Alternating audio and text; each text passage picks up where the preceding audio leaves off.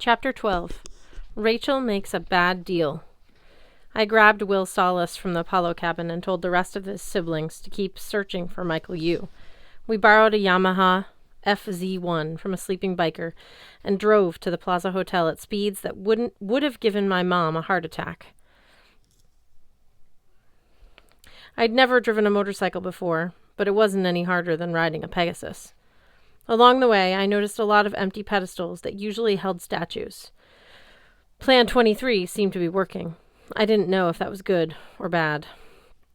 It only took us 5 minutes to reach the plaza, an old-fashioned white stone hotel with a gabled blue roof sitting at the southeast corner of Central Park. Tactically speaking, the plaza wasn't the best place for a headquarters. It wasn't the tallest building in town or the most centrally located, but it had old-school style and attracted a lot of famous demigods over the years, like the Beatles and Alfred Hitchcock, so I figured we were in good company. I gunned the Yamaha over the curb and swerved to a stop at the fountain outside the hotel. Will and I hopped off. The statue on the top of the fountain called down. "Oh, fine. I suppose you want me to watch your bike, too?" She was a life-size bronze standing in the middle of a granite bowl. She wore only a bronze sheet around her legs, and she was holding a basket of metal fruit. I'd never paid her much attention before, but then again, she never talked to me before.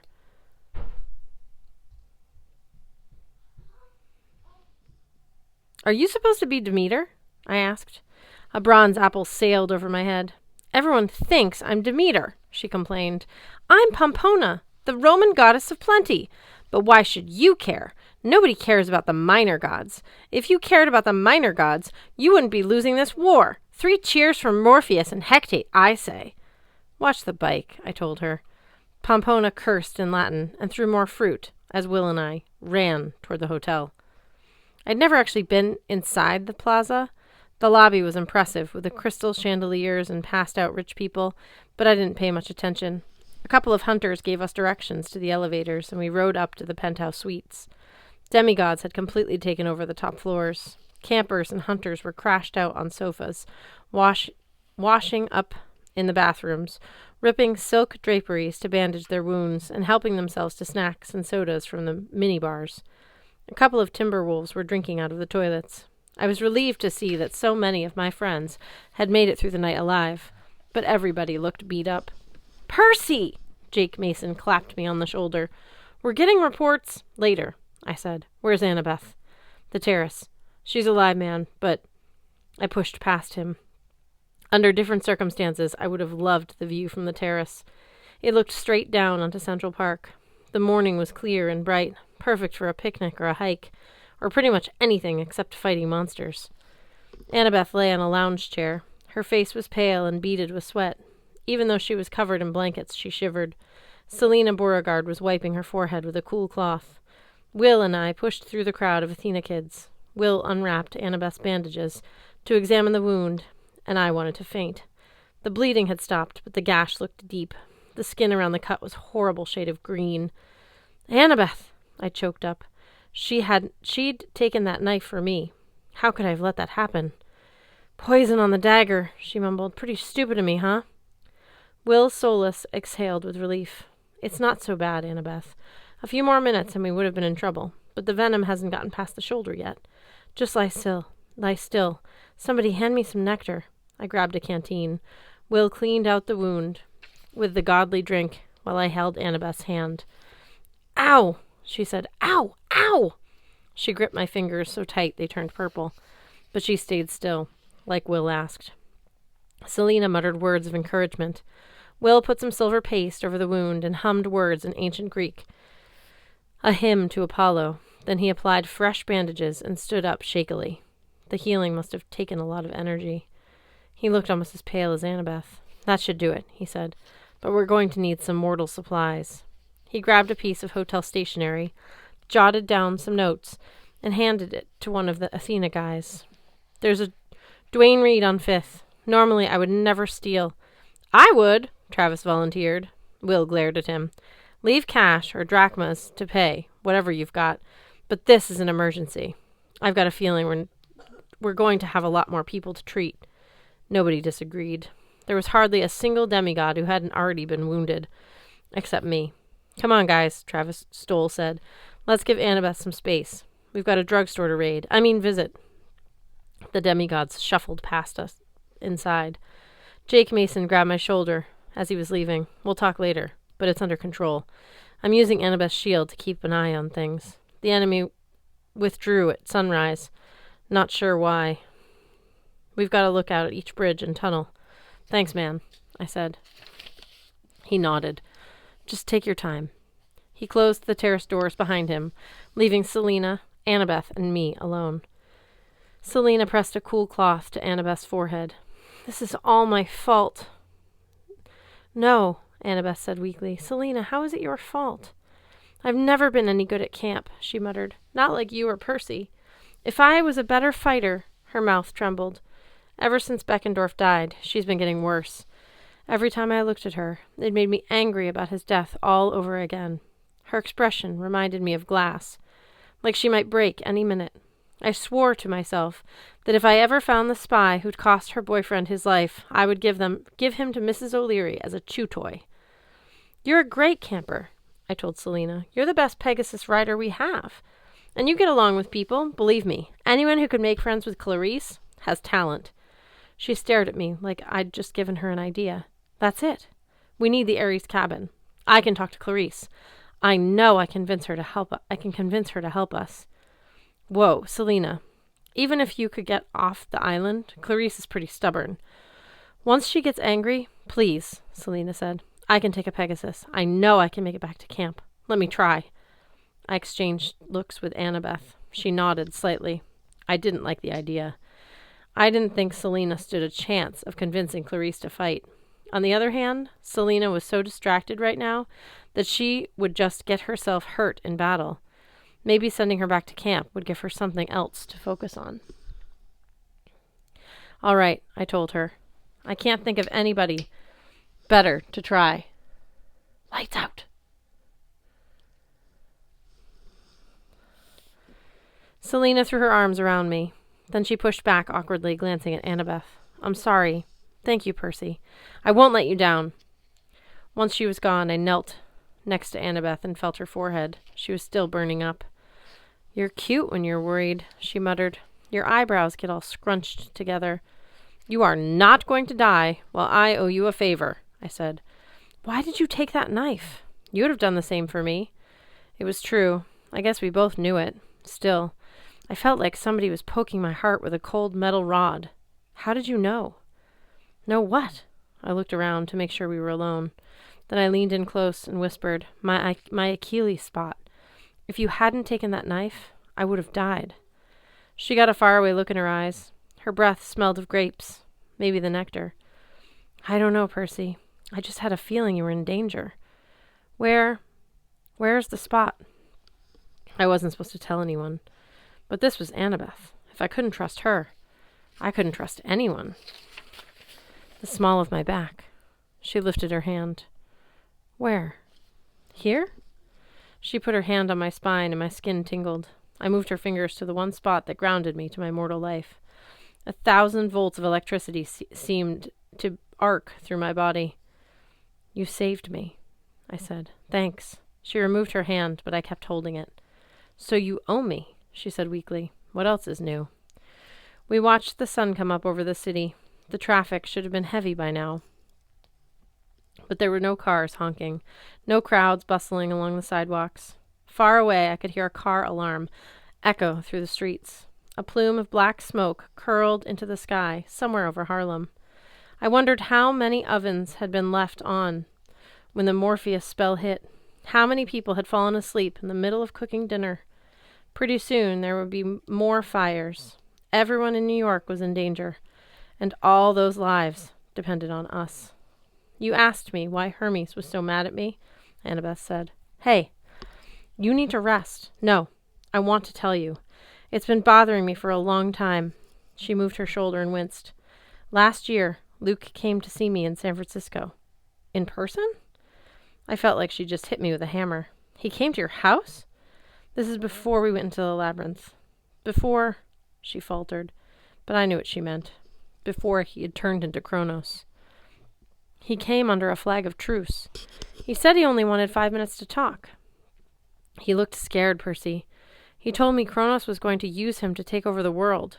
He said he wanted to run away like the old days. He wanted me to come with him.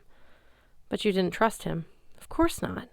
I thought it was a trick. Plus, well, a lot of things had changed since the old days. I told Luke there was no way. He got mad. He said I might as well fight him right there because it was the last chance I'd get. Her forehead broke out into a sweat again. The story was taking too much of her energy. It's okay, I said. Try to get some rest. You don't understand, Percy. Hermes was right. Maybe if I'd gone with him, I could have changed his mind. Or I had a knife. Luke was unarmed. I could have killed him, I said. You know that wouldn't have been right. She squeezed her eyes shut. Luke said Kronos would use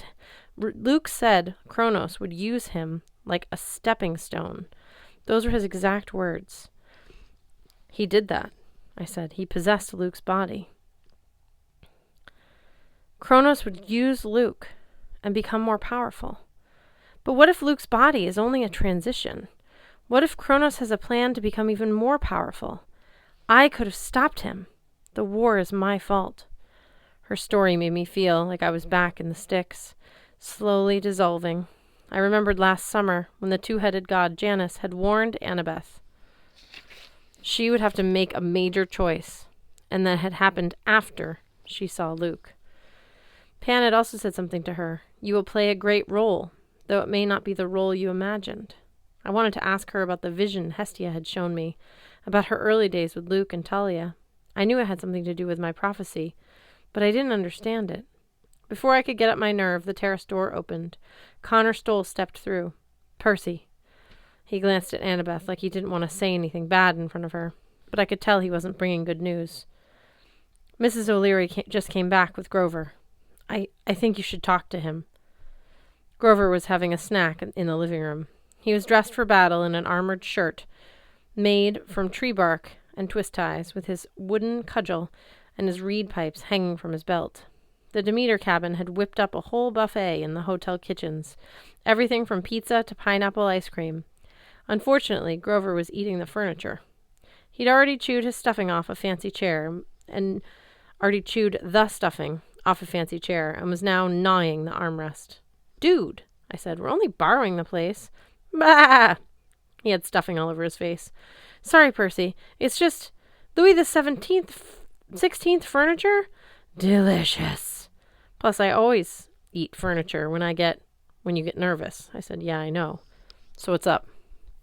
He clapped his hooves. I heard about Annabeth. Is she? She's going to be fine. She's resting. Grover took a deep breath. That's good. I've mobilized most of the nature spirits in the city. Well, the ones that will listen to me anyway. He rubbed his forehead. I had no idea acorns could hurt so much. Anyway, we're helping out as much as we can. He told me about the skirmishes they'd seen. Mostly they'd been covering uptown, where we didn't have enough demigods. Hellhounds had appeared in all sorts of places, shadow traveling inside our lines, and the dryads and satyrs had been fighting them off. A young dragon had appeared in Harlem, and a dozen wood nymphs died before the monsters were finally defeated. As Grover talked, Talia entered the room with 2 of her lieutenants.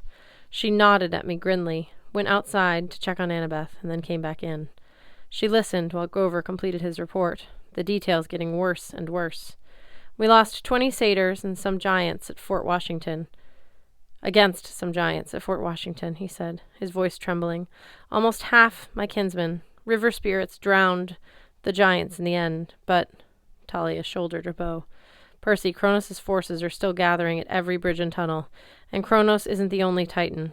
One of my hunters spotted a huge man in golden armor mustering an army on the Jersey shore. I'm not sure who he is, but he radiates power, like only a Titan or god. I remembered the golden Titan from my dream, the one on Mount Othrys, who erupted into flames. Great, I said. Any good news? Talia shrugged. We scaled off the subway tunnels into Manhattan. Sealed off. My best trappers took care of it. Also, it seems the enemy is waiting for tonight to attack. I think Luke... She caught herself. I mean, Kronos needs time to regenerate after each fight. He's still not comfortable with his new form. It's taking a lot of his power to slow time around the city. Grover nodded. Most of his forces are more powerful at night, too. But they'll be back after sundown. I tried to think clearly. Okay. Any word from the gods? Talia shook her head. I know Lady Artemis would be here if she could. Athena, too. But Zeus has ordered them to stay at his side. The last I heard, Typhon was destroying the Ohio River Valley. He should reach the Appalachian Mountains by midday. So at best, I said, we've got another 2 days before he arrives. Jake Mason cleared his throat. He'd been standing there so silently, I'd almost forgotten he was in the room. Percy? Something else, he said. The way Kronos showed up at the Williamsburg Bridge, like he knew you were going to be there. And he shifted his forces to our weakest points. As soon as we deployed, he changed tactics. He barely touched the Lincoln Tunnel, where the hunters were strong. He went for our weakest spots, like he knew. Like he had inside information, I said. The spy. What spy? Talia demanded. I told her about the silver charm Kronos had shown me, the communication device. That's bad, she said. Very bad. It could be anyone, Jake said. We were all standing there when Percy gave the orders. But what can we do? Grover asked. Frisk every demigod until we find the scythe charm? They all looked at me, waiting for a decision. I couldn't afford to show how panicked I felt, even if things seemed hopeless. We keep fighting, I said. We can't obsess about this spy. If we were suspicious of each other, we'd just tear ourselves apart. You guys were awesome last night. I couldn't ask for a braver army. Let's set up a rotation for the watches. Rest up while you can. We've got a long night ahead of us. The demigods mumbled agreement. They went to their separate ways to sleep or eat or repair their weapons. Percy, you too, Talia said. We'll keep an eye on things. Go lie down. We need you in good shape for tonight. I didn't argue too hard. I found the nearest bedroom and crashed on the canopied bed. I thought I was too wired for sleep, but my eyes closed almost immediately. In my dream, I saw Nico D'Angelo alone in the gardens of Hades. He had just dug a hole in one of Persephone's flower beds, which I didn't figure would make the queen very happy. He poured a goblet of wine into the hole and began to chant, Let the dead taste again, let them rise. Take this offering, Maria D'Angelo. Show yourself. White smoke gathered. A human figure formed, but it wasn't Nico's mother. It was a girl with dark hair, olive skin, and silvery clothes of a hunter. Bianca, Nico said. But don't summon our mother, Nico, she warned. She is the one spirit you are forbidden to see. Why? He demanded. What is our father hiding? Pain, Bianca said. Hatred. A curse that stretches back to the great prophecy. What do you mean? Nico said. I have to know. The knowledge will only hurt you. Remember what I said. Holding grudges is a fatal flaw for the children of Hades. I know that, Nico said, but I'm not the same as I used to be, Bianca. Stop trying to protect me. Brother, you don't understand. Nico swiped his hand through the mist, and Bianca's image disappeared. Maria D'Angelo, he said again, speak to me. A different image formed. It was a scene rather than a single ghost. In the mist, I saw Nico and Bianca as young children playing in the lobby of an elegant hotel, chasing each other around the marble columns. A woman sat on a nearby sofa. She wore a black dress, gloves, and a black veiled hat, like a star from an old 1940s movie. She had Bianca's smile and Nico's eyes. On a chair next to her sat a large, oily man in a black pinstripe suit. With a shock, I realized it was Hades. He was leaning toward the woman, using his hands as he talked, like he was agitated. Please, my dear, he said, you must come to the underworld. I don't care what Persephone thinks. I can keep you safe there. No, my love, she spoke with an Italian accent. Raise our children in the land of the dead? I will not do this. Maria, listen to me. The war in Europe has turned the other gods against me. The prophecy has been made. My children are no longer safe. Poseidon and Zeus have forced me into an agreement. None of us are to have demigod children ever again. But you already have Nico and Bianca. Surely. No. The prophecy warns of a child who turns 16. Zeus has decreed that children I currently have must be turned over to Camp Half-Blood for proper training. But I know what he means. At best, they'll be watched, imprisoned, turned against their father. Even more likely, he will not take a chance. He won't allow my demigod children to reach 16. He'll find a way to destroy them, and I won't risk that. Certamente, Maria said. We will stay together. Zeus is un imbecile. I couldn't help admiring her courage, but Hades glanced nervously at the ceiling. Maria, please, I told you Zeus gave me a deadline of last week to turn over the children. His wrath will be horrible. I cannot hide you forever. As long as you are with the children, you are in danger too. Maria smiled. Again, it was creepy how much she looked like her daughter. You are a god, my love. You will protect us. But I will not take Nico and Bianca to the underworld. Hades wrung his hands. Then there is another option. I know a place in the desert where time stands still. I could send the children there just for a while, for their own safety, and we could be together. I will build you a golden palace by the Styx. Maria D'Angelo laughed gently. You are a kind man, my love, a generous man. The other gods should see you as I do, and they will not fear you so. But Nico and Bianca need their mother. Besides, they're only children. The gods wouldn't really hurt them. You don't know my family, Hades said darkly. Please, Maria, I can't lose you. She touched his lips with her fingers. You will not lose me. Wait for me while I get my purse. Watch the children. She kissed the Lord of the Dead and rose from the sofa. Hades watched her walk upstairs, as if every step away caused him pain. A moment later, he tensed. The children stopped playing, as if they sensed something too. No, Hades said, but even his godly powers were too slow. He only had time to erect a wall of black energy around the children before the hotel exploded. The force was so violent the entire mist image dissolved. When it came into focus again, I saw Hades kneeling in the ruins, holding the broken form of Maria D'Angelo. Fires still burned around him. Lightning flashed across the sky and thunder rumbled. Little Nico and Bianca stared at their mother uncomprehendingly. The Fury Alecto appeared behind them, hissing and flapping her leathery wings. The children didn't seem to notice her. Zeus!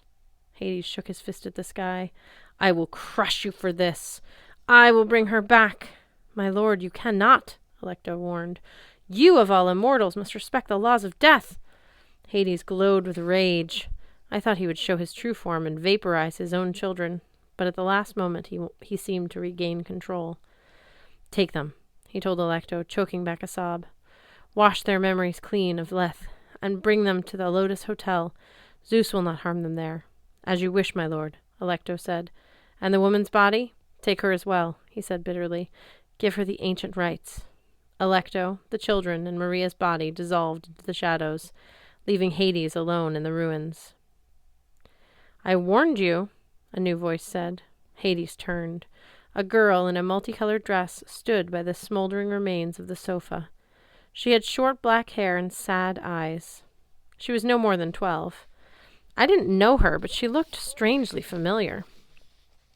You dare come here? Hades growled. I should blast you to dust. You cannot, the girl said. The power of Delphi protects me.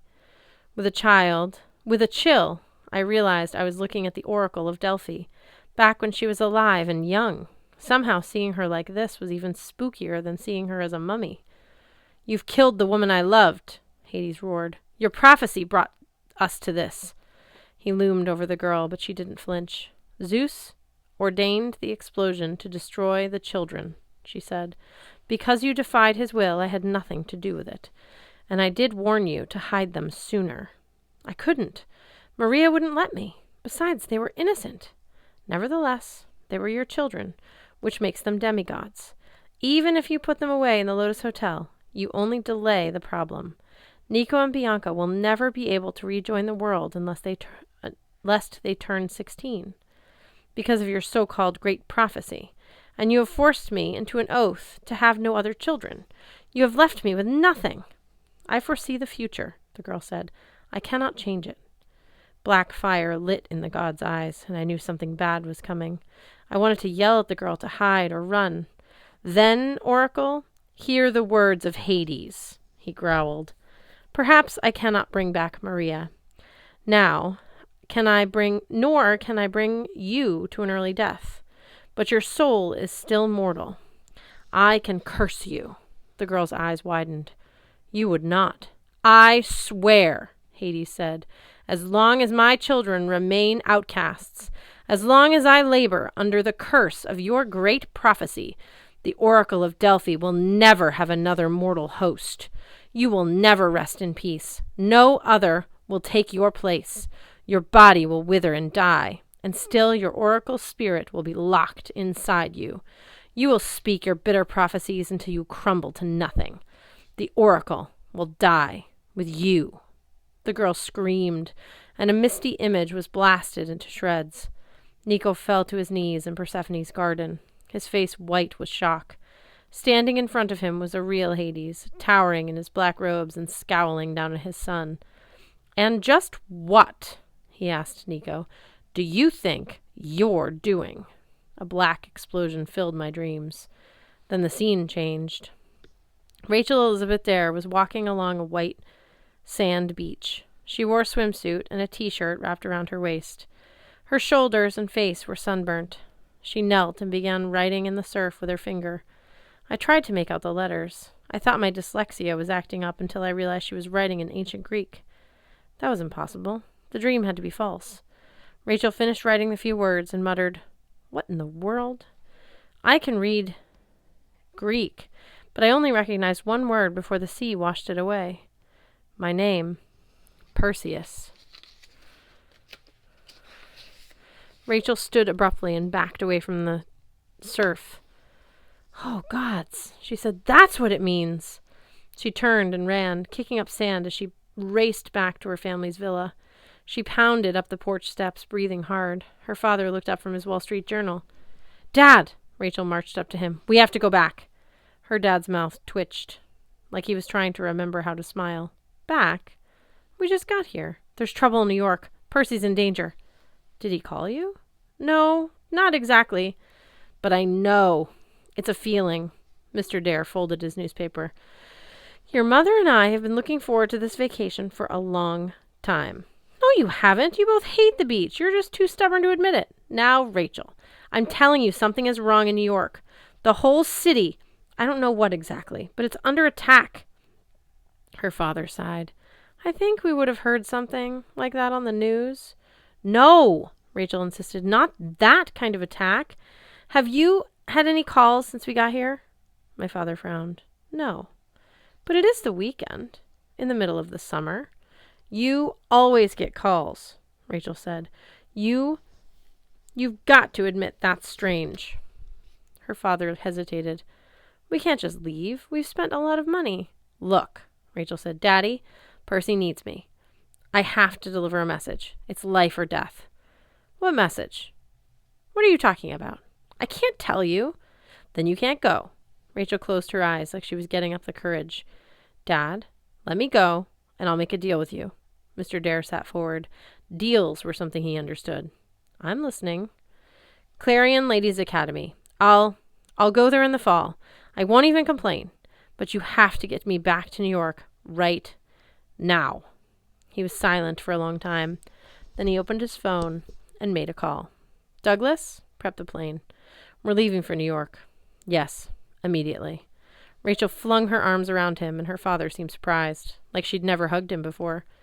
"I'll make it up to you, Dad." He smiled, but his expressions were chilly. He studied her like he wasn't seeing his daughter, just the young lady he wanted her to be, once Clarion Academy got through with her. "Yes, Rachel," he agreed. "You most certainly will." The scene faded. I mumbled in my sleep, "Rachel, no!" I was still tossing and turning when Talia shook me awake. "Percy," she said, "come on. It's late afternoon. We've got visitors." I sat up, disoriented.